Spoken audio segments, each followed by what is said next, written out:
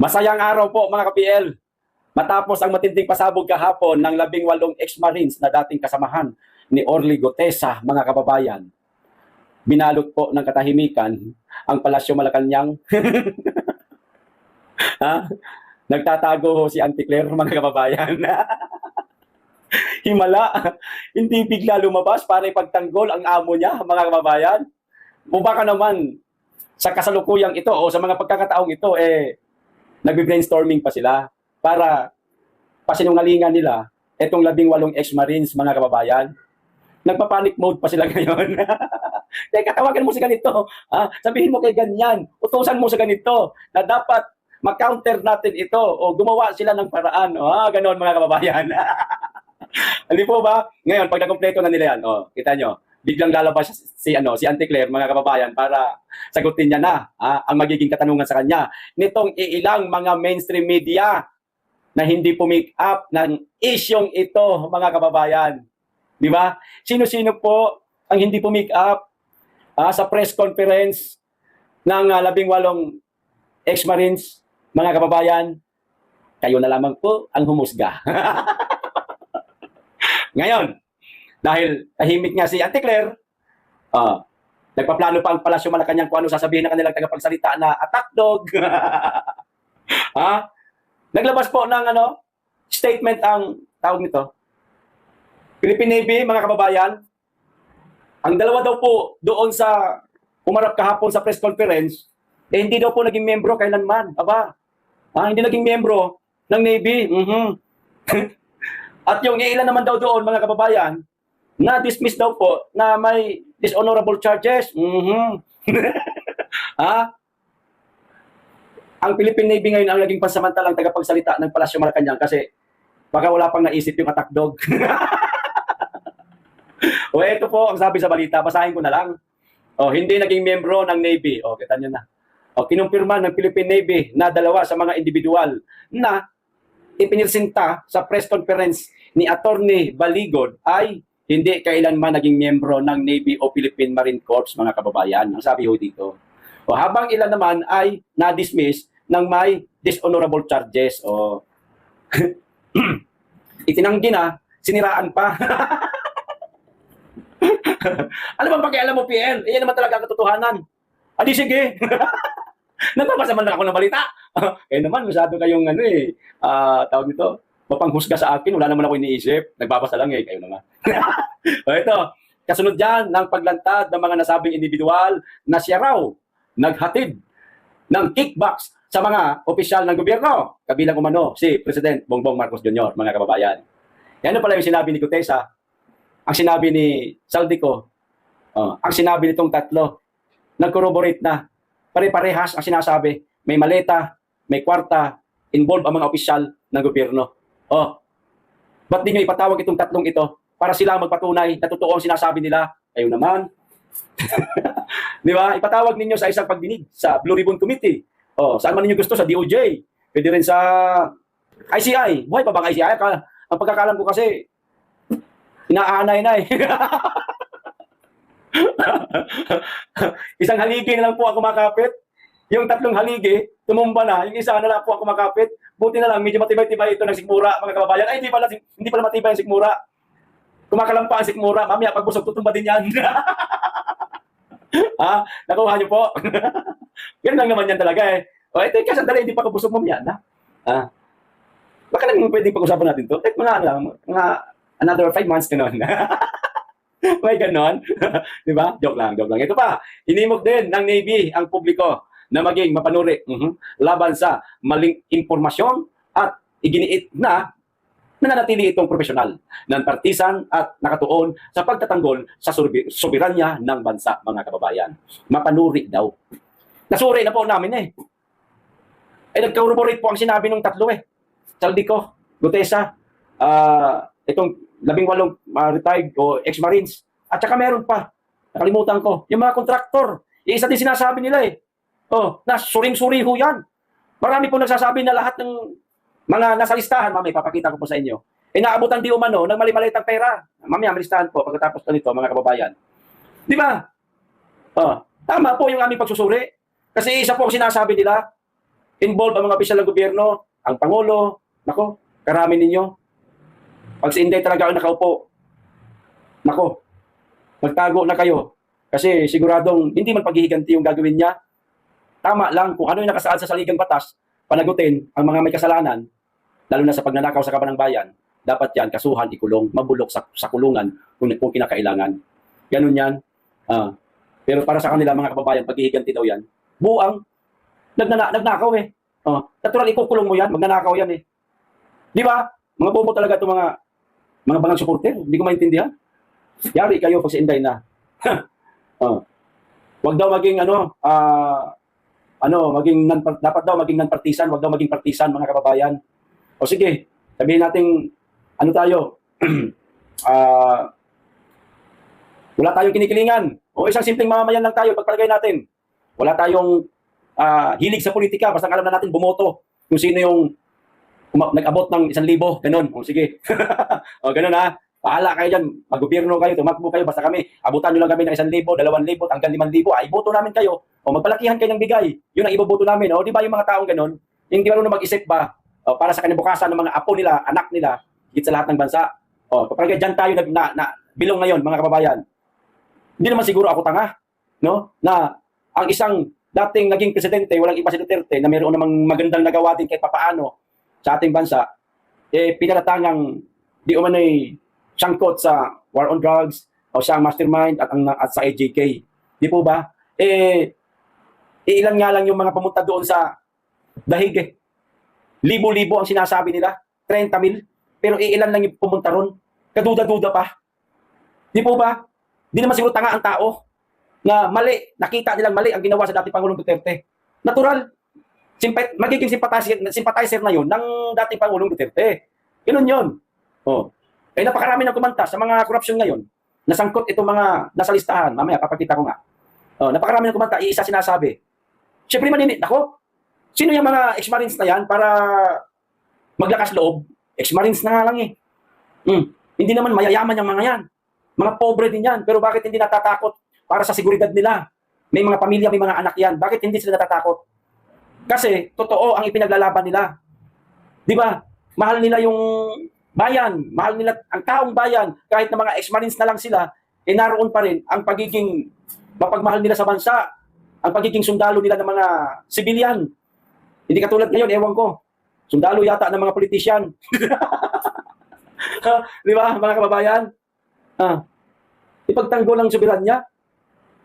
Nasaan yung pagtatanggol nyo sa soberanya? Ang kapwa nyo Pilipino, kung hindi pinatapon nyo sa ibang bansa, yan ba yung pagkatanggol sa soberanya? Mga buang. May mga tama itong mga ito. Nilinawin ko lang ha. Hindi yung naghatid ng balita. Pinabasa ko lang yung artikulo nila. Ito mga nagsabi ng ganito. Pero mga tanga lang ha. Ngayon ako, hindi ko na maintindihan. Ganun ba sa Pilipinas? Kapag bulok ang puno, bulok lahat hanggang sa baba. Diyos ko. Iwan na natin yung balita na yan. Dumako na po tayo. Dito sa isa pang balita, dahil nga sa ngayon, parang sinisimula na pong patahimikin itong 18 lumantad ng mga ex-marines. Ano ginagawa nila? Pinasisinungalingan na. Diyan po magsisimula yan eh. Pasisinungalingan ng katulad yan, ng Philippine Navy. Tapos sunod yan, papasinungalingan naman po yan ng Palasyo Malacanang. I-pick upin ngayon ng mga mainstream medyang bayaran na nahimik sa isyong ito. Yun, ang araw-arawin nila, hanggang 3 araw yan, maniwala kayo. Para isiksik sa isipan ng ating mga kababayan na sinungaling yung 18. Hindi mo ba, mga kababayan? Para sabihin, sinungaling yung mga yan eh. Huwag kayong maniwala dyan. Hindi totoo yung sinasabi nila. Kayo naman, pag nagpaniwala kayo dyan, tama nga yung kasabihan. Ano nga yun? Ang naniniwala sa sabi-sabi, walang bait sa sarili. Yan, yan po ang mga ano nila, mga linyahan nila, mga kababayan. Tanga, hindi nyo na kami magiging tanga. Alam na namin ang katotohanan, mga buwisit kayo. Ngayon, meron na silang tagapagsalita pansamantala kasi nagtatago pa si Anticaring. Yun po ang sinabi ng Philippine Navy. Komento lang naman natin yung kanina bilang isang simpleng mamayan na taxpayer din naman. Ngayon, meron na po ang kagad silang tagapagtanggol. Para hindi halata. Hinati nila ang trabaho ng isang tanga na attack dog. Hinati nila kasi isa to eh. Doon sa tagapagsalitang katakdong, iisa yan. Ikaw na yung magiging tagapagsalita na tawag ito, magpapasinungaling sa mga paratang at ikaw na rin mismo ang maaaring magdemanda. O eto ho, mga kababayan, ginalaw na po nila ang baso. Dalawa pang ginamit nila para mapatahimik siguro itong 18. Ha? Kakasuhan po ni George Garcia ang 18. At hindi lamang po si George Garcia ang handang magsampa ng kaso dito sa 18. Meron pa akong isang babasahin mamaya. Uunahin ko lang to. Comelec Chairman Garcia, posibleng sampahan ng kaso ang mga nagpakilalang sundalo na nag-deliver ng pera sa mga opisyal ng gobyerno, mga kababayan. Nangunguna ka sila, nagsampahan ng kaso itong 18. Bakit? Natatakot po ba kayo? Ha? Ewan ko kung kasama to sa listahan. Hindi ko pa masyadong nabasa yung iba dyan eh. Baka kasama po ka sa listahan, sir. Kasama kayo sa mga naabutan ng mali-malitang pera. Hindi kaya, nagtatanong lang po, sir, hindi po ako nagbibintang, wala po kung alam. Hindi ko pa nga nakikita yung listahan eh. Oh, mamaya, ako pa magbabasa eh. Oh. Bakit po nauna kayo? Tahimik nga yung palasyo, ikaw nagdemanda na. Nagkaso na. Antindi, di ba? May tagapagtanggol na sila kaagad. Pinag-iisipan ni Commission on Election of Comelec Chairperson George Garcia kung ireklamo niya ang nasa 18 nagpakilalang dating mga tauhan ng Philippine Marines. Huwag ka nang mag-isip, George. Kasuhan mo na kaagad. Huwag mo nang patagalin. Gawin mo na. Tumakbo ka na sa hukuman. Sampahan mo itong 18 para sabay-sabay kang putaktihin ito at kuyugin ito pagdating sa pagdinig kasi napakarami nilang bit-bit na mga lehitimong ebidensya na katulad ng mga inilabas ni Gutesa at ni Saldico. Ang hirap depensahan yan. Hindi lang yan, meron pang mga kontraktor. Hindi nyo ba naiisip yan? Ang tanga nyo naman.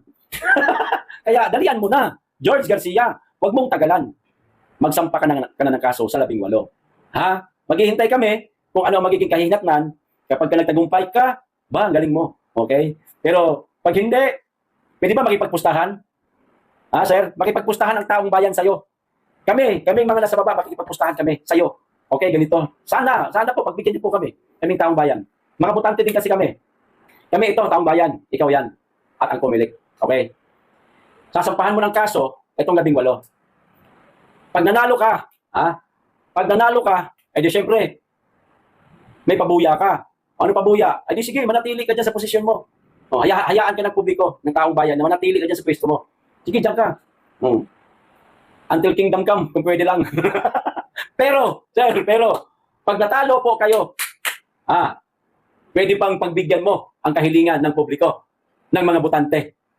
Siyempre, magtatanong siya. Ano pala yung kahilingan ng butante pag natalo ako? Magiging tanong niya. Ito siya. Bumaba kayo sa pwesto. Okay ba, sir? Kasi malapit na 2028 eh. Ito na, kinakabahan na naman kami, sir. Tulad ng 2025, ganito din yung feeling namin eh. Kinakabahan kami, baka mamaya magkaroon po ng dayaan. Ako po. Parang tama yata ang hinala namin. Di ba, mga kababayan? Kayo na po humusga. Tapos ito na naman. Ako po, magti-28 na. Mag-e-election na naman. Kinakabahan kami. Kaya yun po ang magiging pusta namin. Pag natalo ka, itong 18 sa hukuman, baba ka sa pwesto. Cool? Cool? Okay tayo dyan? Sana umukay kayo, sir, no? Ang gandang laban yan, sir. Naku po, maraming matutuwa yan. Pag natalo ka. Pero, sigurado kami na matatalo ka. Bakit? Ang bigat ng kanilang mga daladalang ebidensya. Ang tanong, handa ka bang bumaba? Nako, hihiga ka niyan sa malalangit na na tumatingin ting kapag ka 2028 na. Di ba? Hindi ka bababa. Ganyan ang mangyari yan. Mga kababayan, di po ba? Ang mga ito ay nag-akusa ng pagtanggap ng pera ng ilang opisyal ng pamahalaan mula kay Saldico kung saan kabilang umano dito si Garcia. Di ba? Kasama pala talaga sa listahan ng buang. Sa totoo lang mga kababayan, sa totoo lang po, magtuturo ako sa taas, hindi ko po talaga alam, nakita ang kabuuan ng listahan nila. Kasi may mga picture ang liliit hindi ko po masyado maklaro Ngayon salamin ako. Ngayon nakita ko dito, kasama pala si Garcia. Magsasampa na siya ng kaso. Tatakot siya. Alalagot ka, Garcia. O pag natalo ka, baba ka talaga sa pwesto. Sagot ka, sir. Kaya mo bang salagin ang bala nila? Nako, mabigat-bigat. Parang into 3 yata ang dala ng mga yan. Nako, yari ka. Nagkakamali ka yata ng decision mo, sir. Nagkakamali ka. Mukhang bumangga ka sa pader. Nako po. Yari. O ngayon, ito na po. Yung mga listahan, mga kababayan, nasangkot nga po dito sa abutan po ng salapi. O, ayan po. Mga tumanggap ng mali-malitang pera. Yan, may mga picture naman po. Isa-isa na lang natin. Ba? Nangunguna po ang tambaluslos, mga kababayan. Alak na to siya, Martin Romualdez, nangunguna po. Sumunod. Ang babaeng tambalaslas naman. Si Franz Castro. Ang sumunod. Barbero magsalita, si Barbers. Si Boy Dila. Si Abante. Naku po, talaga sa ito matindi. Kumakain ng ipot ng manok. Si Paluano. Ala. Ito pa isa. Mahilig sa sama. Lilima.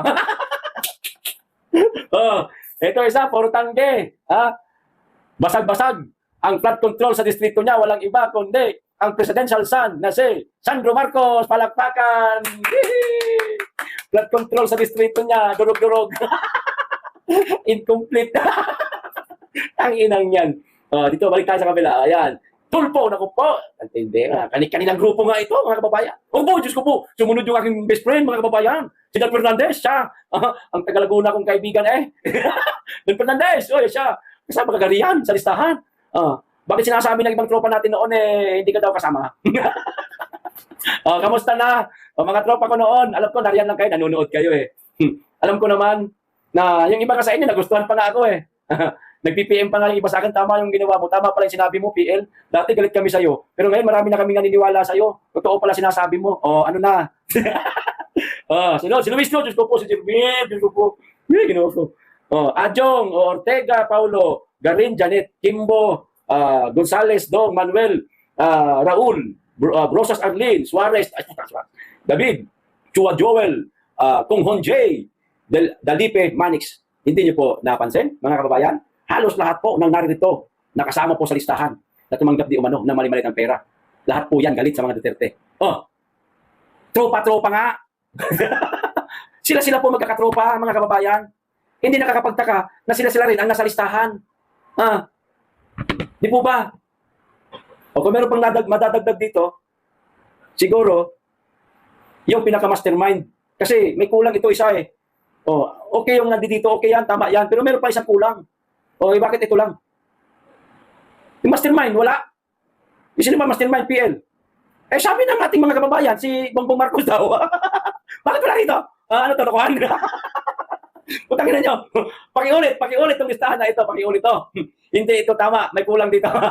Sino ba naglabas nito? Napapaghalata parang may iniiwasan Ito talaga ipinakalat nyo? Nawala si Bongbong Marcos? Para ito lang ang paniwalaan ng mga kababayan nating ang ginagawa lang bahay at trabaho. Minsan lang makakita ng balita o matsambahan, ito lang nakita. Sabi kasama si Marcos, ba't wala dyan sa listahan? Naluto na naman ang pag-iisip ng mga kababayan natin. Di ba, mga kababayan? Naluto na naman, naisahan na naman. Hindi naman totoo sabi. Wala na. Tapos ang kwento. Pakiulit ito, bakit ito lang? Wala yung mastermind talaga, ilagay nyo sa pinakataas, igitna nyo para maganda-ganda pagkaka-layout. Lagyan nyo ng mga disenyo, mga bulaklak-bulaklak na pera. Pera, tapos mayroong malaking background sa likod na buhaya. Lagyan nyo ng opacity, mga 40 lang para hindi masyadong kita. Background lang, kumbaga, lang ba? Watermark lang, ganon. Para maganda naman pagkaka-layout. Hindi naman tulad dito, kadilim naman. Ayusin. Pag masyadong halata, ba't iniiwas yung isa? Napansin ko lang kasi, ba't wala yung isa? Di ba? Sino mag-uutos sa mga yan? Itong pinsan laang, na speaker laang ng, tawag nito, ng house, yan lang mag-uutos? Posible. Ilagay nyo, mali itong listahan ito, pakiulit. Niloloko nyo kami, pabihira naman kayo ito pa isang balita, mga kababayan. Dahil nga, si George Garcia, handang kasuhan. Yung 18, ito pa, mga kababayan. Teka sandali, balikan ko lang ng konti. Ba't wala dito si Trillanes? Hindi pwede ito. Ba't wala dito? Nabanggit si Trillanes may luto dito sa listahan ito, mga kababayan, pakiulit po. May kulang. Baka marami pang kulang ito, pakiulit siya. Huwag niyo papaniwalaan yan. Partial pala ang partial. Meron pang final na listahan siguro idadagdag. Ako na nga mag-layout. Tatangan nyo naman, hindi kayo nag-iisip. Ito. Pati si Trillanes, mga kababayan. Naku po. Pati si Trillanes. Kahit hindi naman siya kasama sa listahan, bida-bida na naman. Diyos ko, bida-bida, sumisip-sip mo, hindi ko maintindihan tumama na ito. O sabi Trillanes nagbabala na maaaring kasuhan umano ang ng ICC ang tawag ito, 18 ex-Marines. Nabasa ko na to. Sabi ko ba, ito si Trillanes, piling may-ari ng ICC. Mga kababayan. Liwanag ko. Trillanes, bakit ang ICC pa ang magsasampa ng kaso sa 18? Bakit hindi na lang ikaw mismo? Ikaw ba may-ari ng ICC? Kada kibot mo, puro ka ICC Malaki yata na, ano mo doon naiambag mo Bakit ganyan ka? Kung makapagmalaki na parang sa iyo ang ICC, ang lupit mo naman, Teng. Ang lupit mo, Teng. Trillanes parang tanga na, doon ka na rin tumira sa dahig. Doon ka na tumira. Para doon ka maging tuta-tuta kanila. Sa bagay, pagdating ng araw, baka dyan din ang bagsak ninyo. Mababaliktad naman ang lahat Hindi naman pwedeng laging nasa ibabaw kayo. Mapupunta din kayo sa ilalim. Yan po ay violation sa Rome Statute. Kaya pwede silang makasuhan ng obstruction of justice. ICC mismo ang magkakaso dyan sa mga yan. Aba, parang parang ICC na ngayon ang justice system natin, mga kababayan. Hindi na itong, ano ito? Hawak na tayo sa liig ng ICC? Nabuwang. Labag daw ito mga kababayan sa Rome Statute. Ano pa kailan ng Rome Statute sa atin? Hindi nga, ang tanga naman itong taong itong animal na to. Hindi naman tayo membro ng ICC, tanga. Ano buwang ka, Trillanes? Baka siraulo talaga tumama na ito. Bakit mo pinagigiitan para may jurisdiction ng ICC sa atin? Baliw ka ba? Nabuwang. Nagulat naman ako sa'yo. No? Violation na po ito mga kababayan sa Rome Statute. Ano pa kailan natin dyan sa putang ng Rome Statute na yan? Gago itong mama na ito. Tarantadong puta. Mga galit na galit sa China yung mga yan. Pero sa dumidikit, o sa ICC, mga banyaga rin, mga gago. Meron tayong sariling batas. Meron tayong sariling justice system, Trillanes, baka nakalimutan mo, nabuang ka. Bakit ka nagsusumbong sa ICC? Ano nangyari sa'yo? Lahat na lang, puro ICC O baka pati yung mga vlogger na pinakakasuhan, ipadala mo na doon sa ICC. May tama na itong mama na ito. O pati yung mga magnanakaw ng cellphone, mga magnanakaw ng kung ano-ano dyan, mga snatcher, yan. Ipakulong mo na rin sa ICC. Parang tanga itong mama na ito. Lahat ICC gusto mong gumalaw, tindi mo Nasaan na ang sarili natin, justice system? Pinapatay mo, Trillanes? O ano masasabi niyo dito? Korte Suprema, mga abogado, ano masasabi niyo po rito sa sinasabi ni Trillanes? Na para bagang sinasabing wala kayong silbi. Wala kayong karapatan mag-imbestiga, manghusga, magparusa kung meron mang napapatunayan. Bakit parang iniaatang na sa ICC? Ang usaping legal sa ating bansa. May sira na kaya ito sa ulo? Ano pang masabi ninyo? Mga ginagalang po namin nasa Korte Suprema. Buang itong taong ito. Ano sa palagay ninyo mga kababayan? May matinong kaisipan pa ito, wala na. Pag-i-comment po, hanggang dito lang. Maraming salamat. Mag-iingat kayo lagi, tigit sa lahat. Mahalin natin ang Pilipinas.